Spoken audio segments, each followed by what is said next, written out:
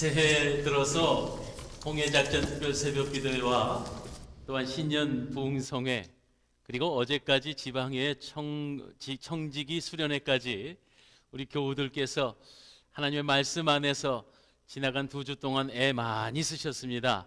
목사인 저도요, 여러분과 함께 힘을 내보려고 하니까 수고스러운 건 사실이었어요.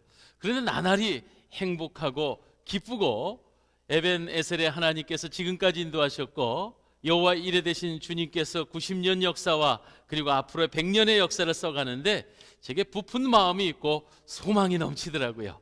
사랑하는 여러분, 하나님의 귀하신 말씀 안에서 승리하는 올 한 해 되시기를 주의 이름으로 축원합니다.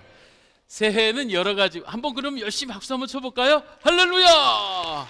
예. 우리 저기 중간에 권사님께서 제 마음을 아시고 아유 박수까지 힘껏 쳐 주셨어요. 새해에는 나름대로 결심 각오하잖아요. 이렇게 살아봐야지, 이런 것들은 좀 한번 끊어봐야지 하고 새로운 결심과 결단이 있는데 제가 그런 것에 발맞춰서 오늘 설교 제목이 그겁니다. 새해에는 무엇보다도 예수님처럼,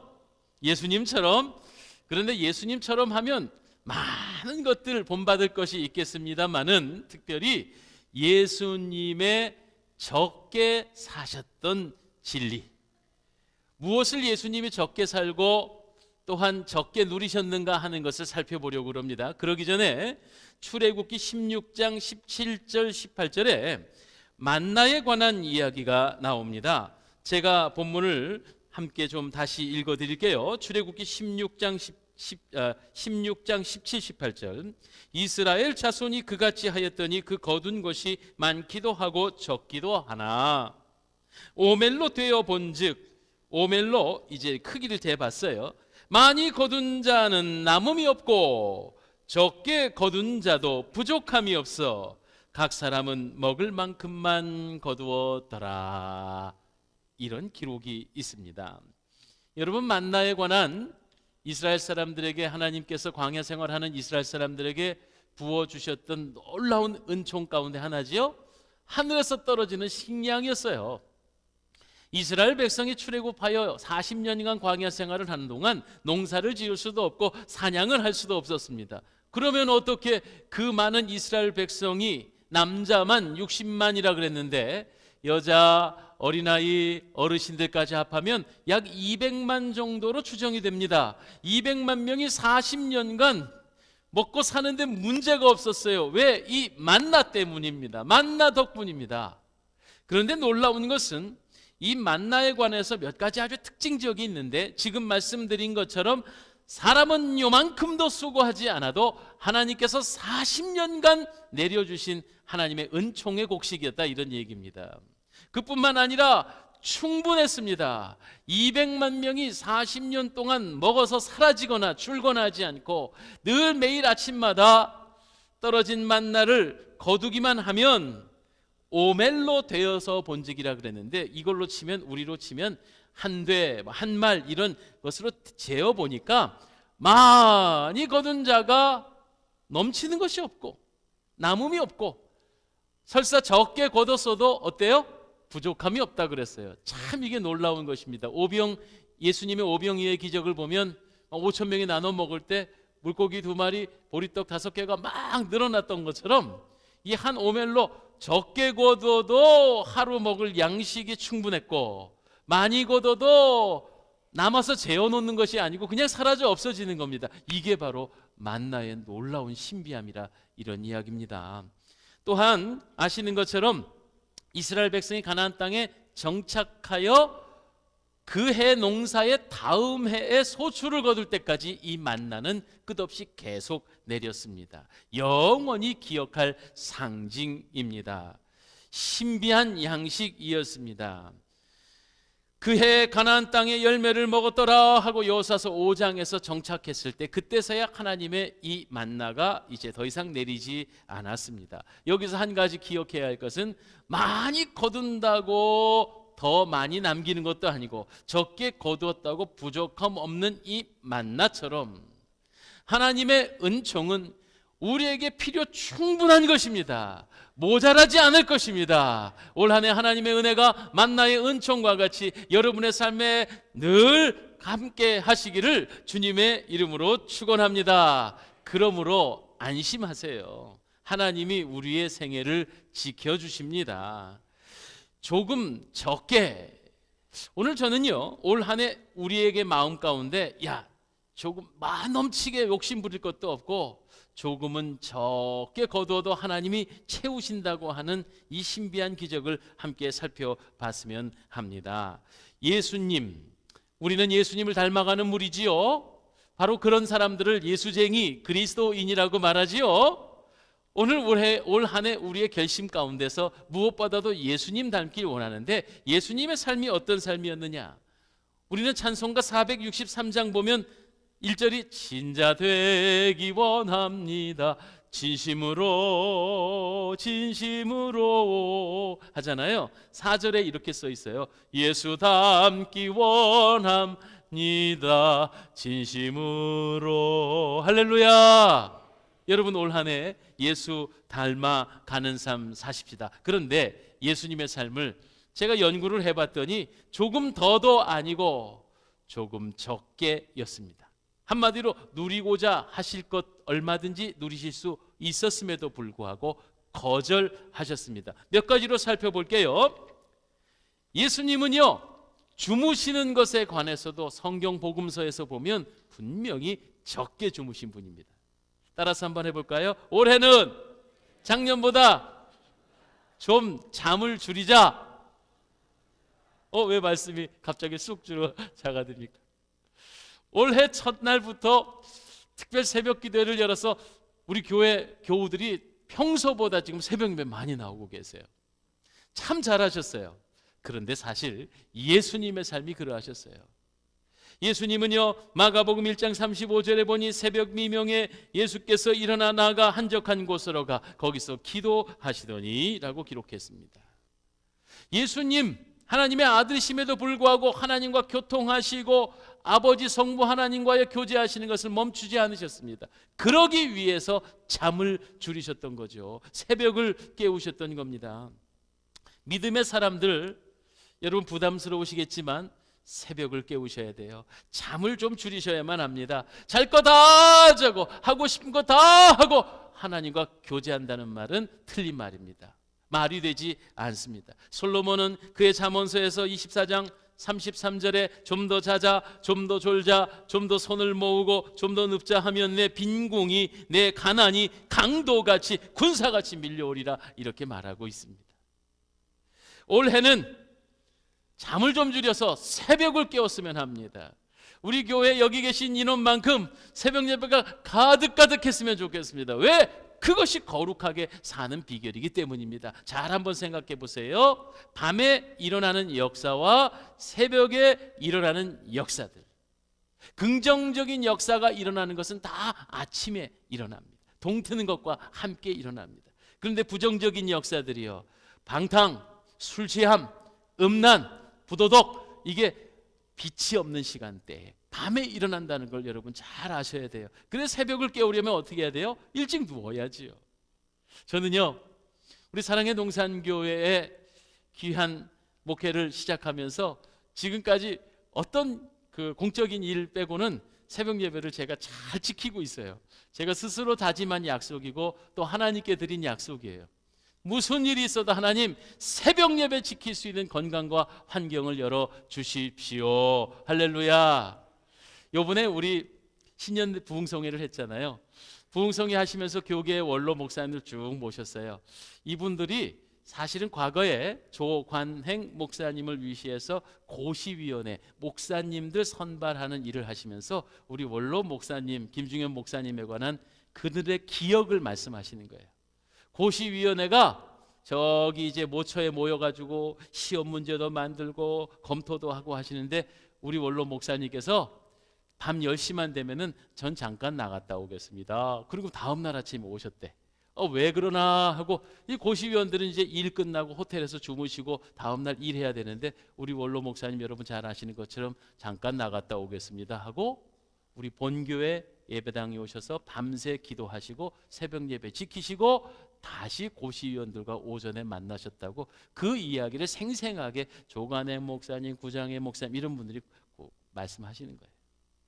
제가 이 말씀을 들으면서 참 목회의 진수다. 새벽을 깨우고 또한 성전을 떠나지 않으려고 하는 목자의 심정, 이거 정말 제가 배우고 지켜보려고 애를 쓰고 있습니다. 예, 사랑의 동산교회 부임한 지 올해가 지금 오늘까지 764일째입니다. 근데 작년에 저 필리핀 잠깐 3일간 일 보러 나갔다 온 외에는 지금 어쨌든 이 자리를 지키고 있어요. 제가 자랑하려고 하는 것이 아니라 아무튼 천일, 만일 우리 원로 목사님의 그 헌신 전통을 또 저도 본받고 또한 성도들 간에 예수님을 본받아서 새벽 미명을 깨우는 목사가 되겠습니다. 여러분도 그렇게 돼주시기를 간절히 부탁을 드립니다. 바로 새벽이 역사의 시간이요, 기적을 일으키는 시간이요, 세계적인 모든 훌륭한 사람들이 바로 아침잠을 이긴 사람들이다 하는 거 여러분 기억하시고, 올해는 어떻게 한다고요? 좀 예수님처럼 적게 자자 결심하시기 바랍니다. 얼굴 표정들이 영 오늘 내일 새벽 예배 때 지금 이 자리에 오신 분들 다 만날 수 있게 되기를 바랍니다. 예, 아멘 하신 분은 하나님 들으셨습니다. 예. 두 번째, 새해에는 예수님처럼 좀 덜 편하자, 적게 편하자. 이 말이 되는 얘기입니까? 예수님의 생애를 잘 한번 우리가 살펴보십시오.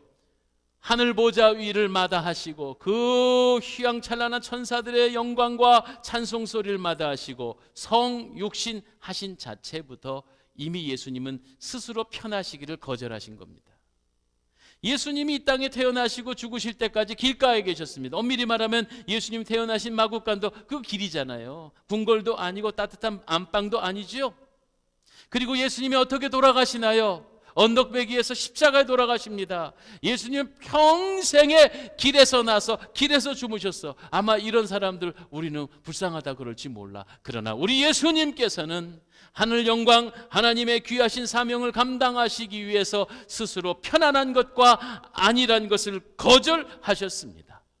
그러니 우리도 올 한 해 예수님처럼 조금 덜 편하자, 조금 적게 편하자, 스스로 불편한 것을 자청하며 또한 수고하며 애쓰는 자들이 되어야 된다, 이런 말씀이에요. 독일의 신학자 본헤퍼 이야기를 좀 드릴까요? 이 본헤퍼는 나치 히틀러를 대항하여서 결국 이 히틀러, 독일 교회가 나라의 잘못된 진리 앞에 히틀러 앞에 고개를 숙이니까 이 본헤퍼라고 하는 이 젊은 목사가 히틀러의 암살 계획에 가담합니다. 그리고 1943년에 잡혀서 체포돼서 45년에 처형되게 되는데, 그가 옥중에서 벌어진 일입니다.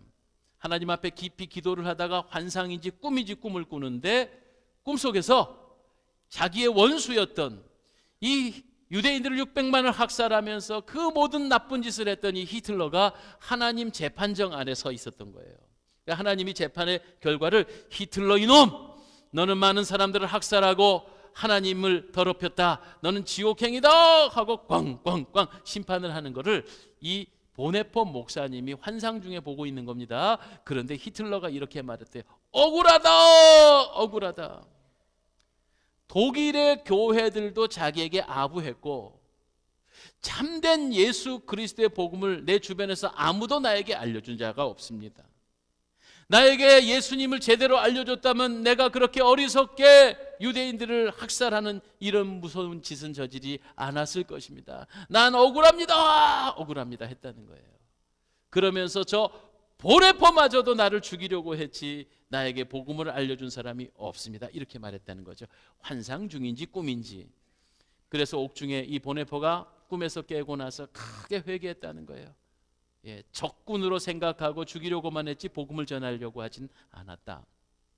사랑하는 여러분, 오늘 우리들이요 믿음 생활을 너무 안일하게 하고 있습니다. 혹시 지금 내 사랑하는 그이에게 정말 순 복음, 진짜 복음, 예수의 복음을 전하기를 게으르게 나태하게 생각한다면 그분이 언젠가 하늘나라 심판대 앞에서 바로 나를 원망하고 있을 줄도 모른다, 이런 얘기죠. 우리 그래서 조금 더 분발해야 돼요. 편한 거 좋지요. 남들과 논쟁하기 싫지요. 예수 복음 전하면서 손가락질 받기 싫지요. 그래도 예수님은 오늘은 이곳, 내일은 저곳 정처 없이 복음 전하기 위해서 예수님이 실제로 말씀하셨습니다. 여우도 자기 굴이 있고 새도 자기 둥지가 있는데 인자는 쉴 곳이 없다고 말씀하셨던 것처럼, 사랑하는 여러분, 오늘도 주님의 영광을 위해 복음을 전하는 일에 우리는 좀 더 덜 편하고 덜 쉬고 분발해야 할 줄 믿습니다. 한국기독교사회문제연구소 지난해 마지막 주 우리 성결신문에 보면 개신교의 인식조사, 지나간 30년 개신교의 인식조사를 발표를 했는데 말이죠, 1982년 조사한 한국교회 교인들의 인식조사와 약 36년이 지난 지금 조사한 발표에 의하면 얼마나 많이 그 인식이 바뀌었는지 몰라요. 대충 이야기하자면 그거예요. 주일을 성수하는 사람, 우리 성도들 주일 성수하는 분들은 몇 프로나 될 것 같습니까? 여러분 1년 52주에 여러분 스스로 판단해 보세요. 내가 지난해 52주 주일을 잘 지켰다. 주일을 잘 지킨 분들이 이 조사에 의하면 58.8%밖에 안 된대. 예. 그러니까 약 40%는요. 어쨌든 일주일에 1년에 한 두세 번은 주일을 범했다, 이런 얘기입니다. 거기에 뭐 대단한 얘기가 많이 나와요. 헌금 생활, 또 기도 생활, 전도 생활, 평생에 전도 한 번도 못 해본 사람이 있고요. 심지어는 기독교인인데도 불구하고 10의 1조나 감사헌금 한 번 하지 않는 성도도 있는 것이 이 인식조사에 발표했어요. 1000명의 기독교인을 조사를 해봤더니 명목상 기독교인인데 10의 1조나 감사헌금도 하지 않는 성도가 있더라, 이런 얘기예요. 그런데 이게 30년 만에, 36년 만에 정확히 얘기하면 그 수치가 너무 떨어져 있어서, 야, 현대교회 교인들이 하나님 영광을 위해, 하나님을 위해서 헌신하고 봉사하는 일을 너무 등한시하고 있구나, 한마디로 편하게 신앙생활하는구나 라는 그런 결론이 작년 신문조사에 나와 있었습니다. 사랑하는 여러분, 예수님, 당신이 편하고자 했으면 우리는 구원받지 못했어요. 예수님의 하늘보좌를 버리시고 이 땅에 성육신하지 않으셨다면 우리는 죽을 수밖에 없었어요.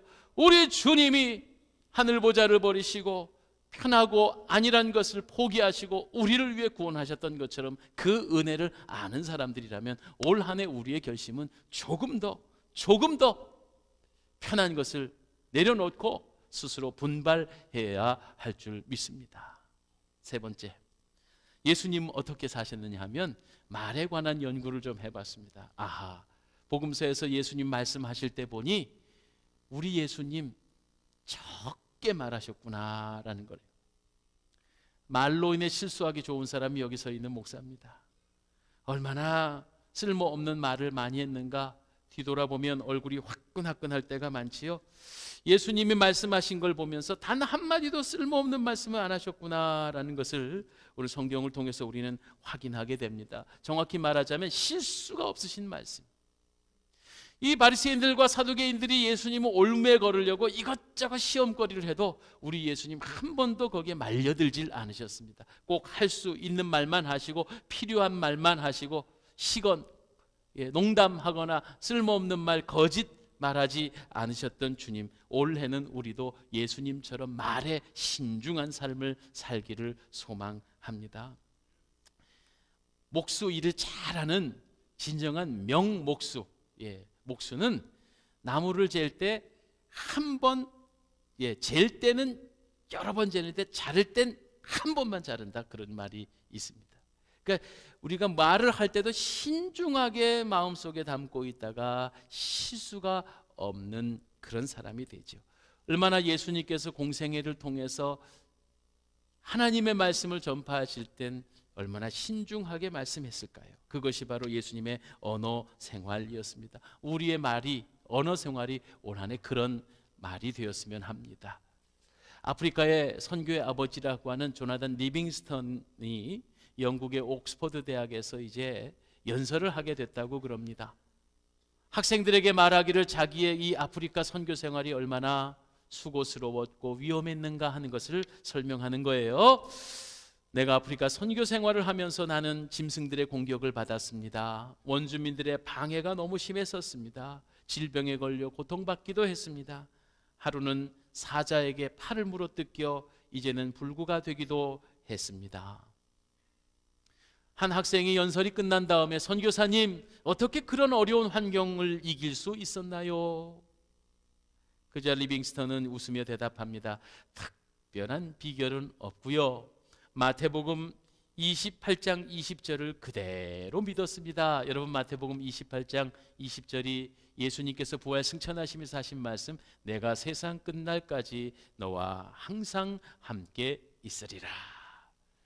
저는 오로지 다른 거 없습니다. 이 말씀, 주께서 나와 세상 끝날까지 함께 있으리라 하신 이 말씀 붙잡고 그 많은 위기를 이겨낼 수 있었습니다. 이렇게 리빙스턴 선교사가 고백했다지요. 사랑하는 여러분, 우리도 말이 필요가 없습니다. 오직 나와 함께 계시는 하나님, 그리고 나와보다 앞서가시며 내 인생길 선하게 인도하시는 여호와 이레 되시는 아버지 하나님, 오직 그분 붙잡고 올 한 해 정말 필요한 말, 거룩한 말만 하는 그런 저와 여러분 되기를 소망합니다. 이제 네 번째죠. 예수님처럼 적게 먹자입니다. 요즘에 화두가 다이어트잖아요. 다이어트. 어떻게 하면 살을 빼나. 이 다이어트 산업이요, 어마어마하다고 그럽니다. 그런데 못 먹는 나라, 가뭄이 들어 수십 년간 지금 물 한 방울 제대로 구하기 어려운 아프리카 같은 정도의 나라에 우리가 지금 먹은 거 살 빼려고 그런다면 그 사람들은 통곡을 할 겁니다. 성경 어디에 봐도 예수님께서 어떤 음식을 좋아하셨는지, 먹기를 위해서 어디를 여행을 다니시고 어디를 쫓아다녔다, 이런 기록은 전혀 없습니다. 적어도 예수님이 먹고 자고 입는 것에 관한 어떠한 언급도 없었다는 사실입니다. 이런 말씀을 기초로 한다면 오늘 우리들이 결단해야 할 것이 있어요. 나도 예수님처럼 살아야지. 먹는 것에 탐심을 갖지 말고 좀 덜 먹고 덜 자고, 그리고 내가 덜 먹은 것으로 누군가를 먹일 수 있는 마음, 이게 바로 그리스도 예수님의 마음이 아니겠습니까? 음식이 뭡니까? 음식이라는 건요, 내가 음식으로 힘을 얻어 또 열심히 사명을 감당하자고 먹는 건데, 사실은 그리스도인들에게 여러분 의견이 다를 수 있을 수 있어요. 그런데 제가 성경을 묵상하면서 늘 느끼는 거는 식도락은 안 됩니다. 그리스도인은요, 어떤 데 맛있는 데가 있다, 우리 거기 가자 그래갖고 하루 길로 가고 며칠 길을 가서 그거 먹고 오고, 야 인생 행복하다, 이건 그리스도인의 삶이 아니라고 저는 생각합니다. 어떤 면으로 보면 누리고 즐기는 것이 왜 죄가 되겠습니까? 많은 내가 조금 덜 먹고 덜 누림으로 말미암아 누구를 행복하게 할 수 있다는 게, 이게 그리스도인 예수 그리스도의 마음 아니시겠습니까? 우리 어머니는 짜장면을 좋아하지 않으신다. 자식이 착각했지요? 왜 짜장면 좋아하지 않는 사람이 어디 있겠어요? 그러나 자식 입에 먹을 것 들어가면 어머니가 행복해 하듯이, 우리 그리스도인의 삶은 나의 작은 희생을 통해 누군가 행복할 수 있다면 그것이 참된 예수님의 마음 아니시겠어요? 여러분, 제가 며칠 전에 한 권사님이 교회를 오면서 택시를 타고 오셨대.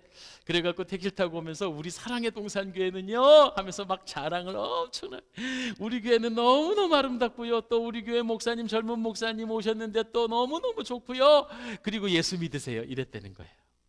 그러면서 내릴 때 제가 정확한 금액을 모르겠는데 어쨌든 금액이 9,400원이 나왔어. 9,400원이 나왔는데, 그리고는 10,000원짜리를 주면서 600원은 팁이에요 하고 나왔다는 거예요. 여러분, 이게 맞죠? 이게 맞죠? 그 잔돈 받으려고 가만히 있으면 지금까지 예수님 자랑하고 목사 자랑하고 교회 자랑한 거 다 쓸모 없어지잖아요. 내가 600원 좀 덜 받아도 그 기사님이 야 예수님 믿는 사람 좀 다르네 하고, 그래서 기분이 좋았다고 그 말씀하시는 거, 저는 그 권사님 말씀 참 옳다 생각이 들어요.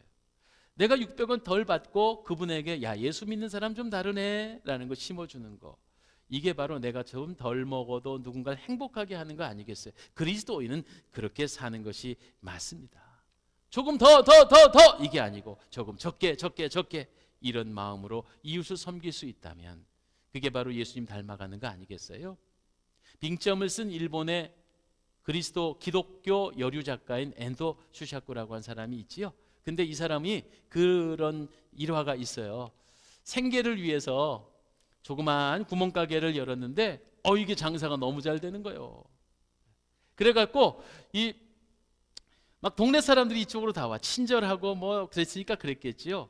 그런데 어느 날 남편이 가게 문을 열고 들어오더니 시무룩한 얼굴을 하고 들어왔대요. 그래서 여보 왜 그래요? 그랬더니 글쎄 우리 저 길 건너편에 원래 있었던 저쪽 가게 말이야. 우리가 너무 장사가 잘 돼갖고 그쪽 가게 주인 굶어 죽게 생겼어. 이렇게 말을 한 거예요. 그래서 이 부부가 의견을 모았습니다. 그 집에서 가장 잘 팔리는 거, 자기 집에서 가장 잘 팔리는 물건을 아예 내렸어. 그리고 손님들이 와서 뭐 없어요? 그러면 그 물건은 우리 집에 없고요. 저 길 건너편 가거에 가보세요. 이랬다는 얘기예요. 얼마나 아름다운 얘기인지요. 정말 내가 그리스도인이냐 하는 것을 삶으로 보여주는 얘기 아니겠어요? 남들이 나 때문에 내가 잘 먹고 잘 사는 게 무슨 상관이야? 내가 남에게 피해 본 적 있어? 아니, 혹시 내가 오늘 밤에 내가 먹고 남은 것을 지니고 있는데 어떤 이가 이 지니고 있는 내가 남긴 것을 통해서 굶고 있지는 않는가 하는 것을 잘 기억해 보자 말이에요. 예수님 믿는 사람 올 한 해는요, 내가 조금 덜 먹고 덜 가지고 누군가를 행복해 할 수 있는 거, 이거 예수님 닮아가는 것 아닐까 하고 깊이 생각해 보았습니다. 끝으로 5번째입니다. 여기에 오늘 주보에도 기록이 있지만 어르신들 오해 마세요. 예수님처럼 조금 적게 살자.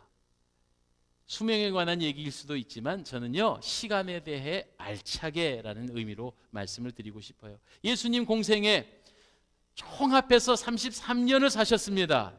그리고 하나님의 일을 하실 때는 단 3년 공생애를 사셨습니다. 그러나 예수님의 공생애 3년이 바로 2000년의 역사가 지난 지금 우리의 심령 가운데서도 살아 운동력 있는 주님이시지 않습니까? 우리에게 생명을 주시지 않았습니까? 단 3년을 사셨는데 말이죠.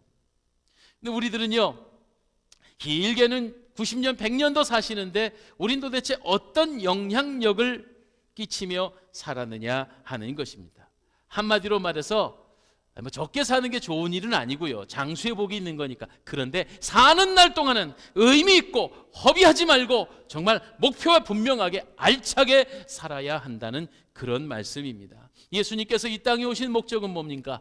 오로지 죽어져가는 인생 저와 여러분을 위해서 구원하시기 위해서 이 땅에 오셨고요. 그러니까 우리도 이 땅에 사는 이유가 뭡니까? 그냥 맹목적으로 오래 살고 싶어 이런 거 말고요. 한 해를 살아도 1년을 살아도 의미 있게 살고 하나님의 목적에 맞는 인생을 살아가는 게 그게 장수의 진정한 목적이 아니고 복이 아니겠습니까? 이러한 아름다운 목적을 두고 올 한 해 시간을 잘 사용할 수 있기를 바랍니다. 20세기 초에 미국의 유명한 봉사였던 빌리 선데이 목사님, 이분은 워낙 메이저리그 야구 선수였습니다. 근데 방탕한 삶을 살다가 뒤늦게 하나님 만나서 변화돼 갖고 복음 전도자가 된 분이잖아요. 이 빌리 선데이의 인생 슬로건이 있었대요. 나는 은혜 받은 다음에 이렇게 살겠습니다. 그것을 60분간의 기적이라고 말했는데, 빌리 선데이의 60분이라는 건 뭐냐면 하루에 60분을 4조각으로 나눠서 1시간을 4조각으로 나눠서 15분, 15분, 15분, 15분인데 15분은 하나님 앞에 기도하고 15분은 하나님의 말씀을 읽고 15분은 하나님을 자랑하고 15분은 하나님의 말씀을 실천하자. 이게 빌리 선데이의 인생 목표였답니다.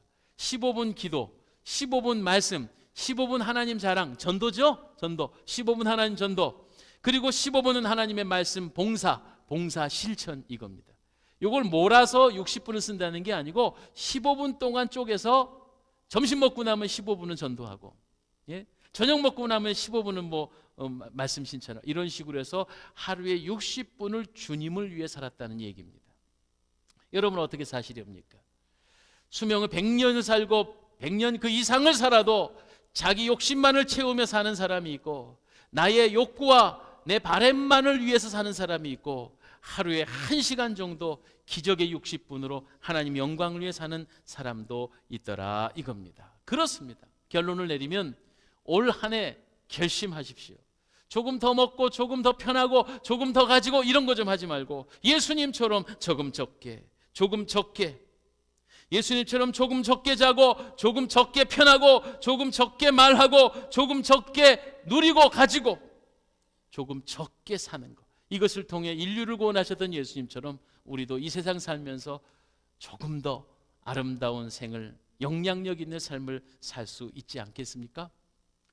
복음성가 노래 중에 한웅재 목사라고 하는 젊은 목사가 있는데, 그 사람이 쓴 글이 있어요. 소원입니다. 소원. 삶의 작은 일에도 그 마음을 알기 원하네. 그 좁은 길, 그 길을 가기 원하네. 나의 작음을 알고 그분의 크심을 알며 소망, 그 깊은 길로 가기 원하네.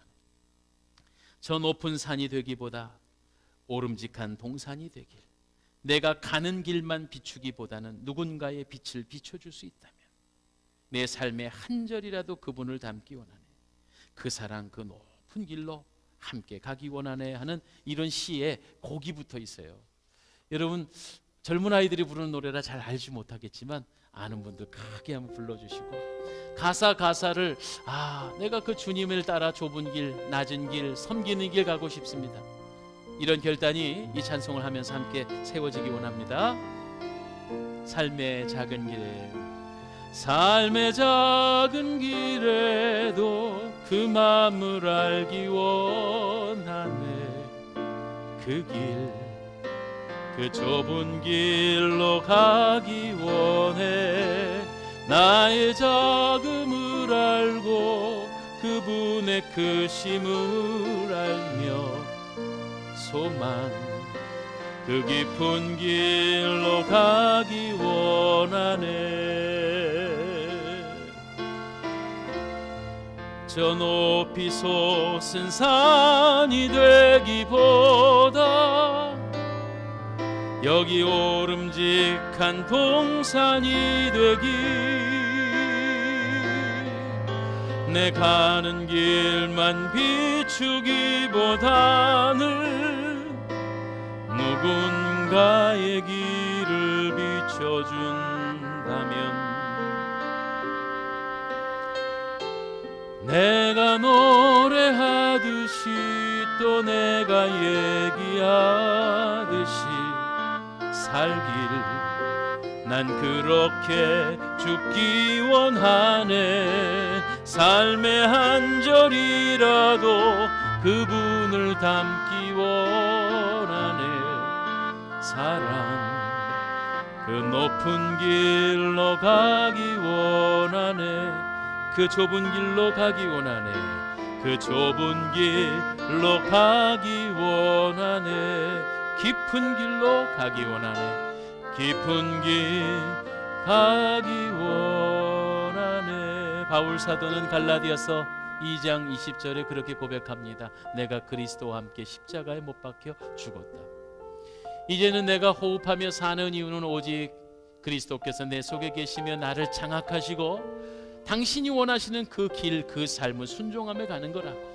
그래서 예수 그리스도의 삶은 내 자아를 장사 지내고 내 속에 계신 주님을 만나는 것입니다. 주님이 시키는 대로 사는 것입니다. 주님이 원하시는 길을 걸어가는 겁니다. 우리의 올 한 해 소원이, 일평생의 소원이 오직 그분 길, 좁은 길 따라가기 원합니다. 이러한 결단이 저와 여러분의 결심이 되기 원하면서 올 한 해 예수님 닮아가겠습니다. 우리 머리 숙여 잠시 각자의 입술을 열어 주님 앞에 결단의 기도드립니다. 기도하겠습니다. 하나님, 오늘 내가 주님의 삶을 배웠습니다. 주님, 좀 더 불편하게 스스로 자청하시고 새벽을 깨우며 또한 낮아진의 길을 걸어가며 모든 편리와 그리고 수고를 스스로 자청하시며 낮은 데로 오셔서 성육신하시고 우리에게 참 소망을 주신 주님, 우리도 주님 닮아가기 원합니다. 예수님 걸어가신 길 걷기를 원합니다. 세상에 높아지고 많이 소유하는 것을 자랑하기 전에 주님 닮아가며 그 좁은 길 걸어가서 누구 한 사람이라도 나를 통해서 살릴 수 있다면, 나의 낮아짐과 섬김을 통해 한 영혼이라도 살릴 수 있다면 우리는 결코 후회 없는 삶을 살아갈 것입니다. 주님 역사하여 주옵소서. 올 한 해 사랑하는 성도들 예수님처럼 그렇게 낮아지며 겸손히 살아가 주님께 칭찬받는 생을 살기 원합니다. 그 높은 길, 그 낮은 길, 그 좁은 길로 가기 원하네.